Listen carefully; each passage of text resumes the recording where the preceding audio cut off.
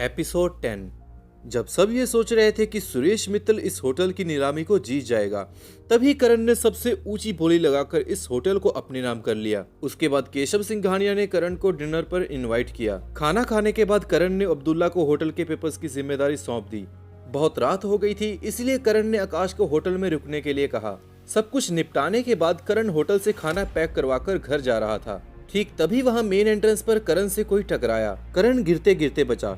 करण ने संभलते ही उस इंसान को देखा तो करण उसे देखकर चौंक गया। What the hell? अंधे हो क्या दिखाई नहीं देता? उस लड़की ने अपने कपड़ों को सही करते हुए करण से कहा। जैसे ही उस लड़की ने करण की तरफ देखा तो उसने गुस्से से कहा, तुम यहाँ क्या कर रहे हो? ये कहते हुए उस लड़की ने करण को ऊपर से नीचे तक देखा। ये लड़की और कोई नहीं, करण की पुरानी क्लासमेट रिया थी।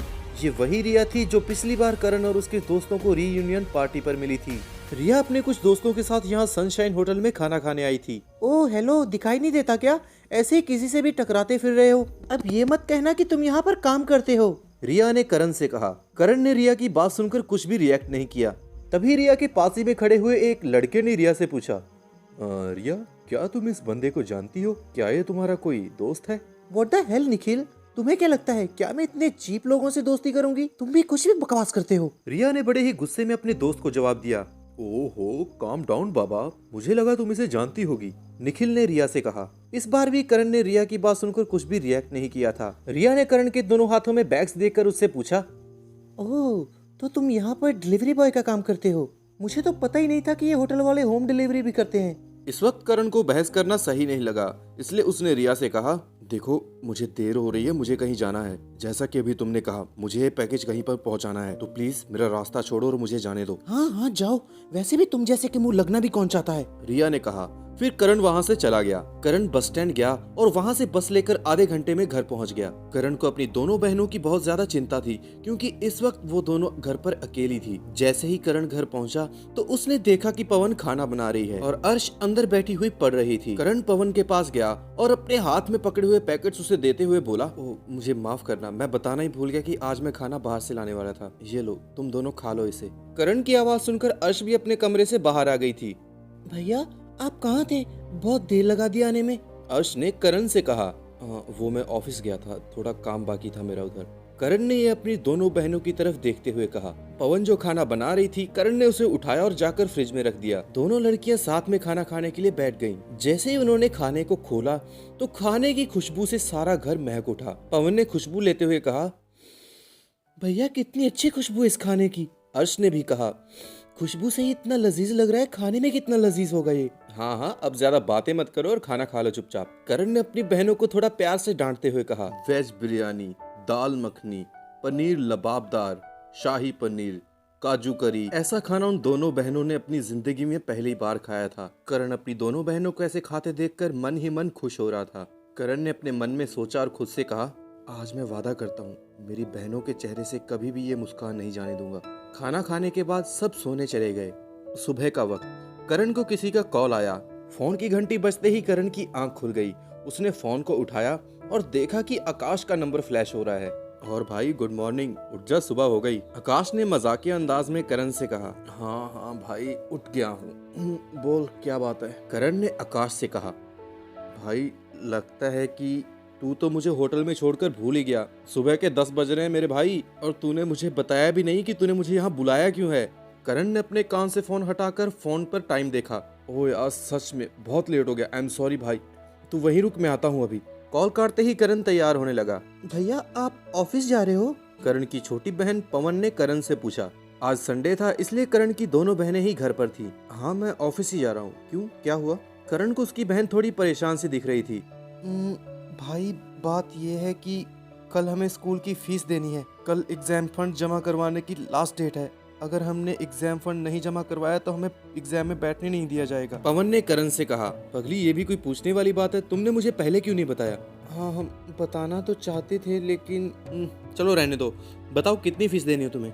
मेरी बोर्ड एग्जाम्स की 2500 रुपए और अर्श की 1500। करण ने अपनी जेब से 4000 रुपए निकाले और पवन को दे दिए। अपने हाथ में अपनी फीस देकर पवन खुश हो उठी। उसने करण से कहा, थैंक्स भाई। इसमें थैंक्स की कोई बात नहीं है। अगर तुम लोगों को कुछ भी चाहिए हो तो मुझसे मांग सकती हो। अपनी बहनों को स्कूल की फीस देने के बाद करण होटल सनशाइन के लिए निकल गया। बस स्टॉप से बस लेकर करण आधे घंटे में ही होटल पहुंच गया था। उधर होटल के स्टाफ में बातें चल रही थी। रिसेप्शन पर दो लड़के और लड़कियां आपस में बात कर रहे थे। यार तुम लोगों को तो पता ही है, कल ये होटल किसी ने खरीद लिया और मुझे पता चला है कि आज नया बॉस होटल में आने वाला है। पास ही में खड़े हुए एक लड़के ने कहा, पता नहीं नया बॉस कैसा होगा। काश कि नया बॉस हमारे पिछले बॉस जैसा ही हो। उस लड़के की बात सुनकर पास ही में खड़े हुए एक लड़के ने भी कहा, हाँ, केशव सर बहुत अच्छे बॉस थे। वो अपने स्टाफ की कितनी केयर करते थे। अगर नया बॉस खड़ूस हुआ तो? एक लड़की ने कहा, तो क्या हुआ, अगर बॉस खड़ूस हुआ तो हमें बस अपना इम्प्रेशन अच्छा जमाना है उन पर। इतने में ही करण रिसेप्शन पर आया। करण ने इस वक्त ज्यादा अच्छे तो नहीं बट ठीक ठाक कपड़े पहने हुए थे। करण को देखकर कोई भी अंदाजा लगा सकता था कि करण बस एक मिडिल क्लास फैमिली से बिलोंग करता है। करण रिसेप्शन पर गया और उसने रिसेप्शनिस्ट से कहा, हेलो मैम, मैं यहाँ मिस्टर केशव जी से मिलने आया हूँ, क्या आप उन्हें इन्फॉर्म कर देंगी? करण की ये बात सुनकर रिसेप्शन पर खड़ा स्टाफ उसकी तरफ देखने लग गया। रिसेप्शनिस्ट ने करण से पोलाइट होते हुए कहा, जी, क्या मैं आपका नाम जान सकती हूँ? करण ने कहा, जी मेरा नाम करण है। रिसेप्शनिस्ट ने कॉल किया और मिस्टर केशव को कॉल लगाने लगी। भाई तुम्हें क्या लगता है, क्या ये होगा हमारा नया बॉस? स्टाफ में से एक लड़के ने दूसरे लड़के से कहा, तू पागल हो गया है क्या? शक्ल देखी उसकी, वो किसी मिडिल क्लास फैमिली का लगता है। दूसरे लड़के ने चिढ़ते हुए कहा, जस्ट चिल यार, मैं तो मजाक कर रहा था। पहले लड़के ने दूसरे लड़के से कहा। इतने में ही रिसेप्शनिस्ट बोली, हेलो सर, कोई मिस्टर करण आपसे मिलने आए हैं। क्या वो आ गए? उन्हें हमारे वीआईपी स्वीट में लेके चलो, मैं अभी आता हूँ। मिस्टर केशव की बात सुनकर रिसेप्शनिस्ट चौंक उठी। जैसे ही उसने केशव की बात सुनी तो उसने करण की तरफ देखा। फिर रिसेप्शनिस्ट ने हड़बड़ाते हुए कहा, जी सर, जैसा आप कहें। केशव के कॉल काटते ही रिसेप्शनिस्ट ने करण से कहा, एक्सक्यूज मी सर, आप मेरे साथ आइए। वो लड़की उठी और करण के आगे आगे चलने लगी। करण भी उसके पीछे पीछे चल रहा था। ये देखकर होटल का स्टाफ हैरान था। उनमें से एक लड़के ने कहा, अरे हाँ, याद आया, मैनेजर सर कुछ समय पहले ही फोन पर केशव सर से बात कर रहे थे। तब मैं पास ही में खड़ा था। केशव सर के घर कुछ सामान पहुंचाने की बात हो रही थी। शायद ये उनका कोई नौकर होगा। हाँ, ऐसा ही होगा, स्टाफ में से एक लड़की ने कहा। उधर दूसरी तरफ करण वीआईपी स्वीट में पहुंच चुका था। करण ने आकाश को कॉल लगाया और उसे भी वहां पर बुला लिया। करण और आकाश वहां बैठे हुए केशव सिंघानिया का इंतजार कर रहे थे। थोड़ी ही देर में वहां पर केशव सिंघानिया भी पहुंच गए। गुड मॉर्निंग सर, वो देरी के लिए मैं माफी चाहता हूँ, केशव ने करण से कहा।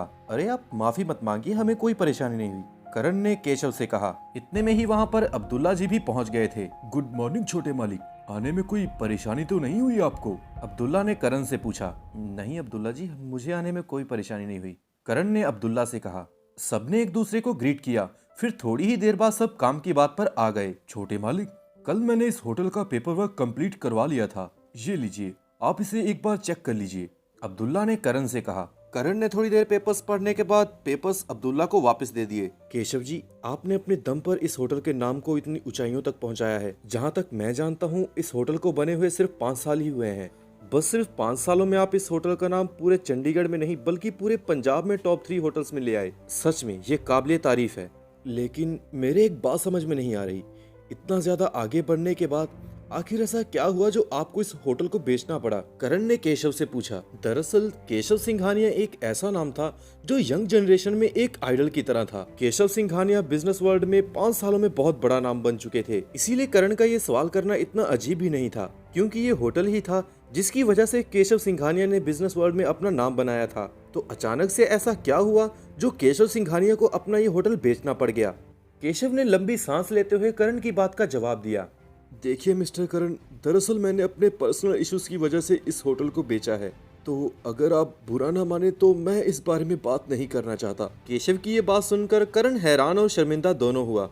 अरे सर, मुझे माफ कर दीजिए, मुझे ये सवाल आपसे नहीं पूछना चाहिए था, हो सके तो मुझे माफ कर दीजिएगा। करण ने केशव से माफी मांगते हुए केशव से कहा। अरे मिस्टर करण, आप माफी क्यों मांग रहे हैं? कोई बात नहीं, केशव ने करण से कहा। करण ने इसके आगे केशव से कुछ नहीं कहा। तभी अचानक से रूम का दरवाजा खुला और रिसेप्शनिस्ट वहां भागते हुए आई। उसने घबराई हुई आवाज में केशव से कहा, सर, वो लोग आए हैं। आखिर रिसेप्शनिस्ट इतना घबराई हुई क्यों थी और वो कौन लोग थे जिनके बारे में वो बात कर रही थी? जानिए सभी सवालों के जवाब अगले एपिसोड में, only on my stories India पर।